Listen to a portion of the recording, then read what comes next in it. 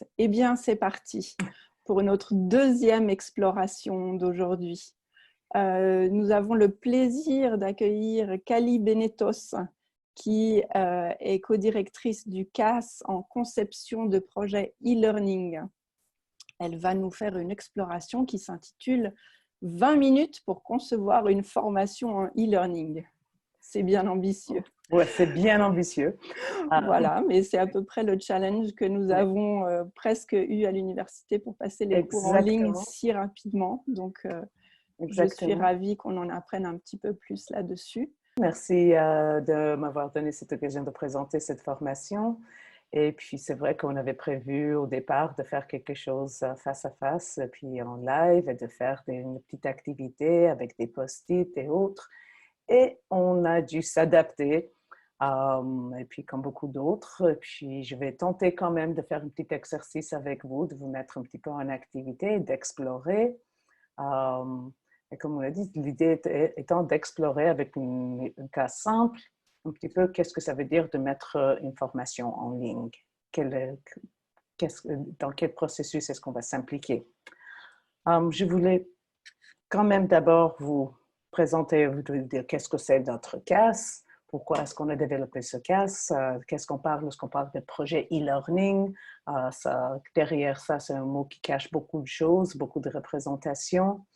Voilà, comme le blended learning, la réalité virtuelle, les vidéos, les podcasts, les MOOC, XMOOC, CMOOC, les SPOC, les jeux sérieux, voilà, l'apprentissage en ligne, puis pour donner quelques-uns, puis maintenant, dernièrement aussi, enseigner en ligne en urgence, ça devient de nouveaux mots, tout ça pour dire qu'est-ce qu'on fait lorsqu'on développe des projets e-learning, de formation en ligne. On a des besoins, on a des besoins pour la formation en ligne qui sont en croissance. Et il existe beaucoup d'inquiétudes et de mauvaises expériences, des représentations un petit peu erronées selon notre expérience de qu'est-ce que c'est vraiment d'apprendre en ligne. On essaie dans cette formation un petit peu de décortiquer tout ça. Et puis, mission principale, c'est au fond de préparer le professionnel de la formation à faire face au changement, à la transformation numérique du métier, et puis aider à intégrer les acquis directement dans la pratique à travers cette formation, avec ou sans le COVID qui nous met dans une situation d'urgence. On a existé avant, puis on va continuer à exister après. Pour vous donner une idée des problématiques de nos participants, sont très variées. Ça peut être, nos collaborateurs sont déployés partout dans le monde et doivent régulièrement se former sur l'application de nouveaux règlements. Ça, c'est juste un cas, ce sont des cas réels. Les gens sont venus vers nous avec des projets concrets. Nous voulons offrir aux patients souffrant des douleurs chroniques une communauté d'entraide en ligne. Ça peut être quelque chose pratico-pratique quotidien, comme je veux pouvoir mieux suivre et communiquer avec mes étudiants au collège d'adultes. Nous avons un nouvel système de réception, de gestion de réception de matières chimiques et 3000 personnes à former dans une période de 2 mois. Alors, tout ça sont des exemples très concrets des problématiques du terrain, à dire.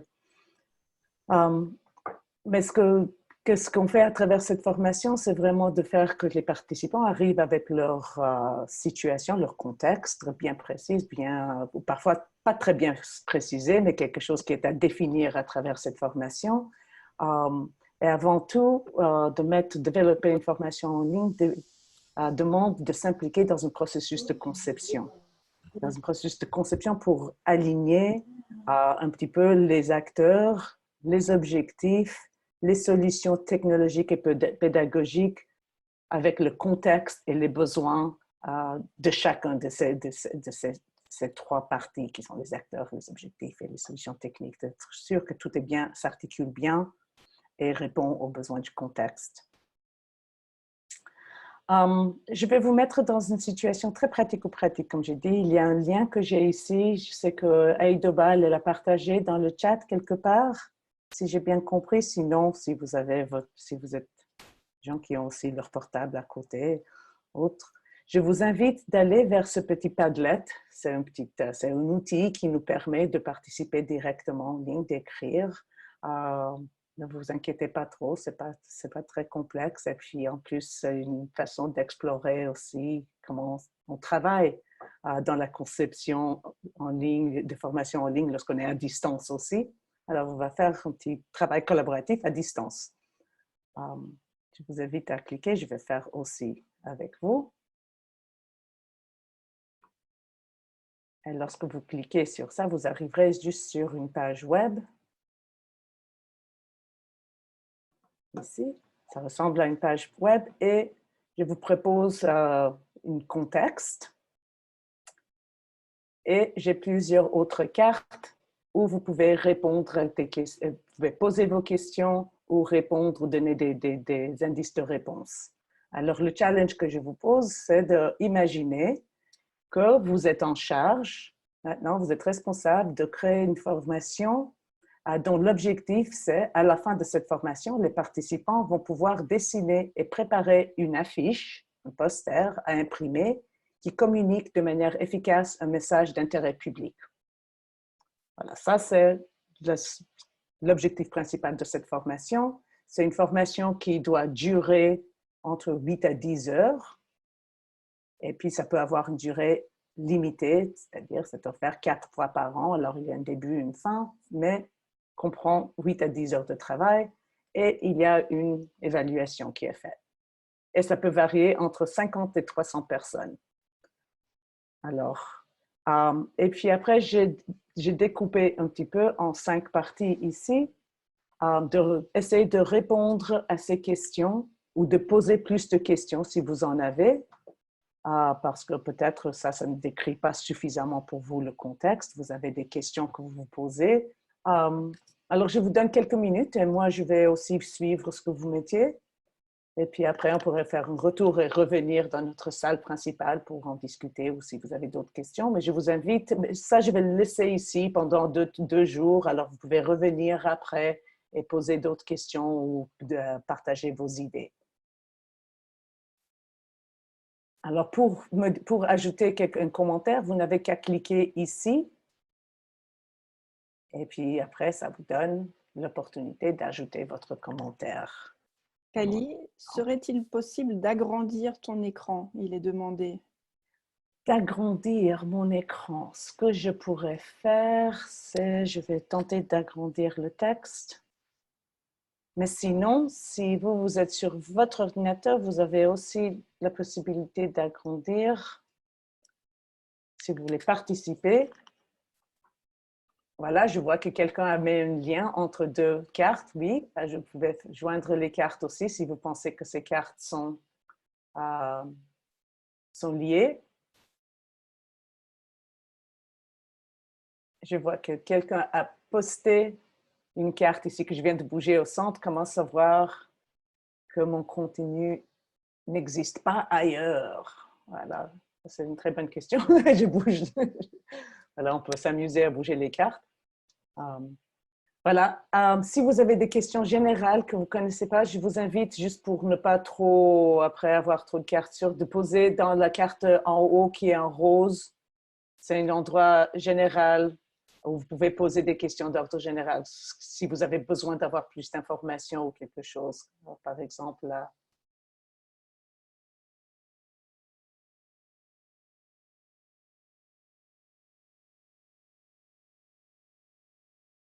Que vous avez besoin. Alors ça, ce sont des questions, disons, si vous voulez demander au mandataire. Voilà, j'aime bien ça. Quels sont les outils digitaux que vous allez utiliser?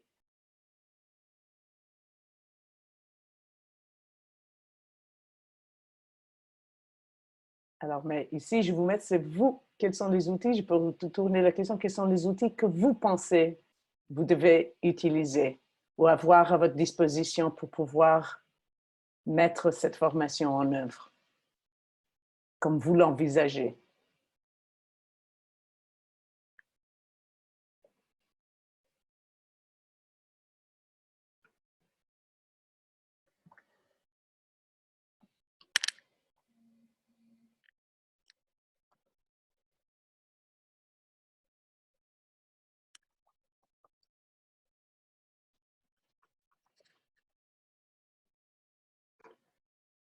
Si je ne parle pas, c'est que j'explore ce qui se passe. C'est difficile. J'essaie de lire et de voir ce qui se passe en même temps.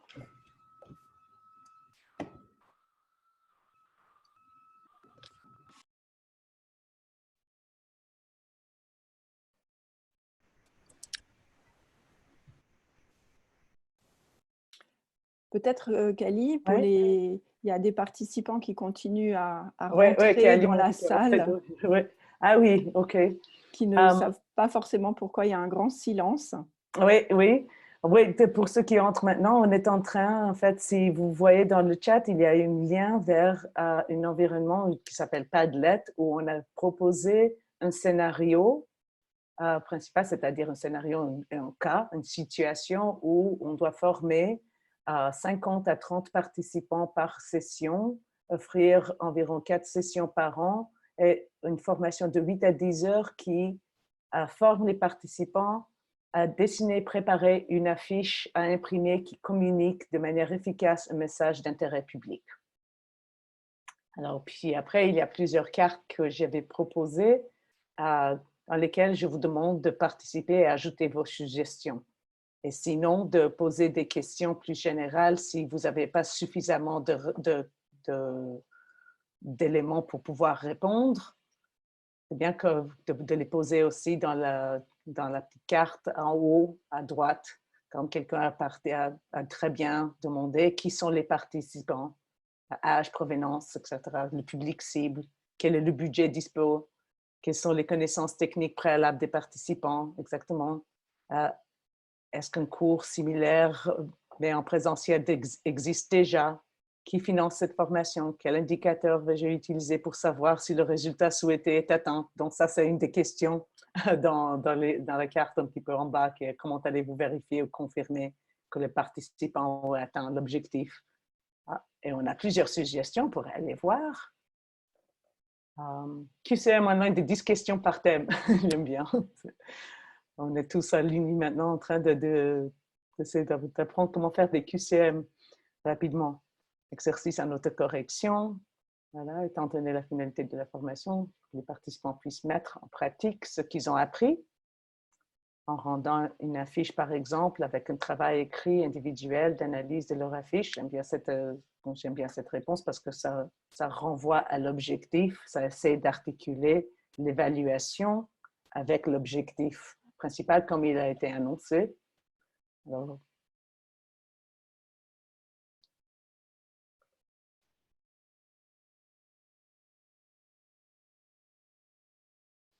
Alors oh, super, je suis contente, les gens participent et ils font des choses. Alors, mais maintenant, vous avez le lien, vous pouvez le garder. Comme j'ai dit, vous pouvez toujours revenir et mettre des commentaires, ajouter d'autres questions si vous voulez, les prochains 2 jours. Pour moi, c'est super intéressant de voir comment vous appréhendez cette petite activité. Et puis, je pensais revenir dans la salle principale. Maintenant, je vais revenir à la présentation principale pour reprendre un petit peu et faire un petit retour sur cette expérience. C'est rapide. Alors, voilà, je vous ai mis ces cartes principalement parce que, quelque part, il rejoint un peu les objectifs de notre formation. Qui est une formation très basée sur une pédagogie par projet. Vous allez développer certaines compétences en faisant les choses. Donc, nos objectifs principaux, c'est de vous amener de pouvoir analyser les besoins et définir des cahiers des charges de projets, de dispositifs de formation. C'est un petit peu la tâche que vous avez commencé à faire maintenant.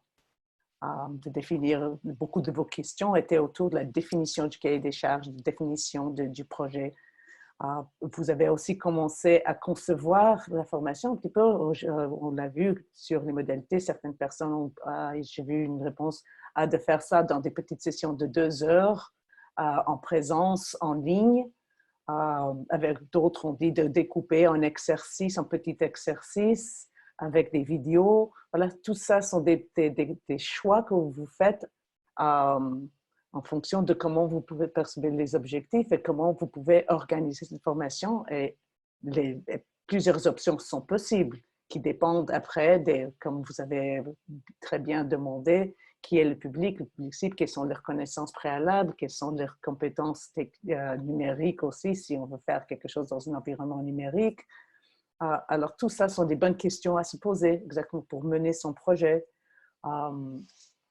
Alors, c'est exactement un petit peu ce qu'on est en train de voir, qu'on va voir dans ce certificat, de pouvoir planifier et gérer l'encadrement et le suivi, de mettre en place des évaluations instrumentées, que ce soit des évaluations en ligne, des évaluations où les participants participent en ligne.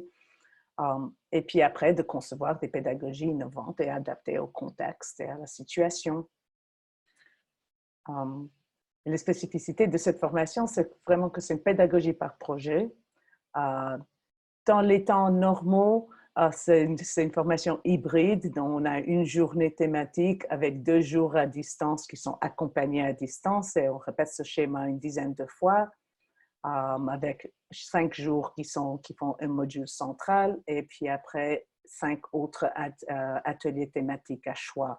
Il y a 7 ateliers, vous choisissez 5 parmi les 7 et au long de la formation, vous avez un suivi personnalisé en continu avec le but que chaque thème, après, alimente votre projet et vous l'appliquez dans la réalisation d'un projet de formation en ligne professionnelle. Maintenant, tout récemment, on a dû aussi s'adapter et puis nos journées, on venait de faire en fait aujourd'hui un atelier toute la journée sur le codage HTML, CSS. On a dû la transformer en ligne et puis pour chaque journée, je commence à voir qu'on va devoir transformer, on trouve d'autres solutions. Certains, on peut faire un petit peu une alternance téléprésence, distance avec une téléconférence toute la journée. Il y a d'autres qui sont beaucoup plus difficiles. Il va falloir peut-être les découper en plusieurs journées avec des petits morceaux. On est en train de tout réorganiser, mais on va continuer, on va le faire, on va les mettre en téléprésence, à distance et autres. On va reconfigurer un petit peu en espérant qu'on ne perdra pas les objectifs. Notre public, c'est un public multidisciplinaire. Alors, on a des gens des institutions privées, des ONG, de la formation d'adultes, des universités, des HES, des écoles publiques, privées et autres. Et puis, nos participants sont dans un ou plusieurs rôles, souvent dans leurs institutions, que ce soit des formateurs, des coordinateurs ou des responsables de formation, gestionnaires, les ingénieurs de formation, les personnes qui sont dans les RH ou des coachs ou autres. Alors, c'est un public assez large aussi. Et voilà, c'est tout que j'ai à dire pour présenter cette formation. Je vous ai donné une toute petite expérience de comment on peut faire collaborer les gens en ligne. Malheureusement, avec un si grand nombre de personnes, il est difficile de vous donner la parole aussi, mais si ça durait un petit peu plus longtemps, on aurait pu faire des petits groupes de travail et aussi vous demander votre participation, de pouvoir poser des questions et discuter plus à vive voix. J'ai mis aussi le lien vers le stand où je serai à partir de 17h, de 17h à 19h, et le lien si jamais sur notre formation. Nous avons encore 3-4 ateliers pour cette année, et sinon, on reprendra en septembre. Voilà, alors si vous avez des questions, je vais juste quitter ici cette présentation. Revenir à la salle. Merci. Merci beaucoup, Kali. Merci pour cette exploration. Merci à tout le monde d'avoir joué le jeu et d'avoir participé, d'avoir contribué. C'est vraiment un beau témoignage en faveur de cette solution que nous avons choisie. J'ai eu quelques questions dans le chat. J'ai répondu pour certaines, c'est-à-dire que la formation est en français. Oui, oui. La plateforme qui est utilisée à l'Université de Genève, c'est Moodle. Peut-être que là-dessus, tu peux apporter un petit complément. Oui, oui, absolument, parce que nous, on est quand même dans l'unité des technologies de formation et d'apprentissage à la FAPC. Alors, on aime expérimenter avec les plateformes, on aime avoir la liberté de les configurer, de donner certains droits aussi à nos participants. Alors, on a notre propre installation de Moodle pour pouvoir vous donner les droits aussi d'être enseignant dans la plateforme et explorer les choses, pour mettre en œuvre vos scénarios, des choses, pour explorer les outils. Et on utilise aussi un e-portfolio qui s'appelle Mahara, qui est utilisé principalement en fait pour tout ce qui est ressources et aussi comme environnement de travail pour les participants, pour qu'ils apprennent aussi un petit peu à apprivoiser ces nouveaux environnements qui permettent aux apprenants de créer leur propre contenu et de prendre charge de leur matériel au lieu de juste soumettre les documents Word. On essaie vraiment de vous faire vivre l'expérience un petit peu que vous allez faire vivre à vos propres apprenants. Le fait que c'est une formation hybride n'est pas juste pour convenir, et la flexibilité, c'est aussi un choix philosophique et pédagogique de vous faire vivre l'expérience, d'être à distance aussi et de devoir travailler de cette manière. Voilà, je pourrais dire. Puis après, il y a on utilise une certaine plateforme pour gérer les travaux des étudiants et autres, mais on donne une énorme liberté aux participants de choisir, d'explorer eux-mêmes les environnements et les outils qu'eux, ils aimeraient intégrer dans les projets qu'eux, ils vont développer. Là, ça, on n'a pas de limite. On pose aussi la question de Teams. Est-ce que vous utilisez, Nous, on n'utilise pas chez nous parce que voilà, le team, c'est vraiment quelque chose pour organiser des équipes autour du travail d'équipe, des projets. Alors, mais on dirait jamais à quelqu'un s'il voulait utiliser cet environnement. Si je vous donne, parce que si on avait un travail en commun, on pourrait envisager pourquoi utiliser Teams, mais si on ne va pas livrer une formation à travers Teams avec un outil qui est vraiment plus orienté à la gestion de projet. Mais on utilise Teams pour autre travail, pour autres projets. Mais après, si vous-même, vous voulez mettre en œuvre une formation qui serait autour d'une pédagogie par projet dans lequel vous voulez mettre vos apprenants dans un tel environnement pour qu'ils travaillent sur un projet, c'est tout à fait valable, tout à fait justifiable. Et puis, on va pas imposer un environnement à nos participants pour créer leur projet, pour faire leur dispositif. C'est-à-dire, voilà, il y avait plusieurs fois la question sur comment produire des contenus interactifs. Vaste question. Ça, c'est une vaste question. Voilà, on a vu une manière, quelque part, où on n'a pas produit des contenus, mais finalement, c'est vous-même qui ont produit des contenus en participant. Mais comment produire des contenus interactifs? Il y a plein quel type d'interaction est-ce qu'on cherche? C'est-à-dire, lorsqu'on parle d'interaction, est-ce qu'on parle de discussion entre personnes ou est-ce qu'on parle d'une animation où on peut cliquer des boutons et ça donne un autre effet? Est-ce qu'on parle d'une interaction entre personnes ou est-ce qu'on parle d'une interaction entre un logiciel, une personne, entre une animation, un système et la personne? C'est pour ça que j'avais posé aussi la question, quel type d'interaction est-ce que vous prévoyez? Est-ce qu'on parle plutôt d'une simulation où on peut changer les paramètres et puis ça change le phénomène d'une certaine manière, qui a souvent été très utilisé dans les sciences, par exemple, pour explorer les effets de différents paramètres sur... Voilà. Et puis après, mais il y a des outils qui sont dédiés. Vous avez eu la visibilité. Dédiés à la création de contenu interactif. Et ça, on explore à plusieurs reprises, puis on suggère des outils qui sont libres et faciles, mais après, il y a des outils aussi professionnels comme Captivate, puis on a même un atelier dédié à ça. Il y a beaucoup de questions auxquelles j'aurais envie de répondre en leur suggérant de suivre l'un ou l'autre module de la formation du CAS e-learning, typiquement sur la scénarisation, sur comment choisir le meilleur outil. Oui, tout commence, mais c'est tout le processus qu'on voit dans cette formation finalement, de commencer avec une bonne analyse des besoins et de définition des objectifs. Et puis à partir de là, de voir qu'est-ce qu'on veut que les apprenants savent faire ou savent, comment on parle des savoirs, des savoir-faire, des savoir-être, qu'est-ce qu'on veut qu'ils aient comme compétences à la fin de la formation.